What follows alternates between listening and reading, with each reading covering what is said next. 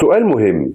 ليه مباراة الأهلي وسموحة في الجولة 19 تقريبا من الدوري المصري موسم 25-26 مباراة صعبة؟ الإجابة ببساطة إن الأهلي ما ينفعش يخسر نقاط. الإجابة كمان لو أنت عايز تأكد ده ترتيب. سموحة بينافس وعايز نقاط المباراة.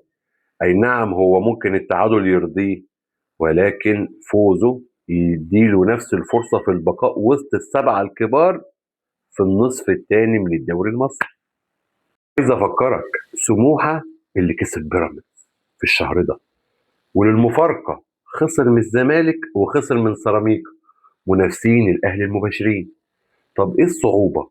الاهلي ناقص له هدافين، ملوك اسيستات، تريزيجيه وزيزو، ده غير مروان وياسر ابراهيم، يعني بنتكلم على لعيبه دوليه.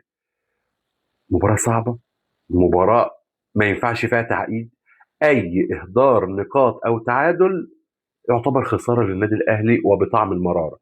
مختصر، التشكيل نفس تشكيل اخر مباراه، بس هنشوف بقى انتوا في الكومنتات هتقولوا لي مين هيلعب مكان مروان ومين مكان ياسر ابراهيم.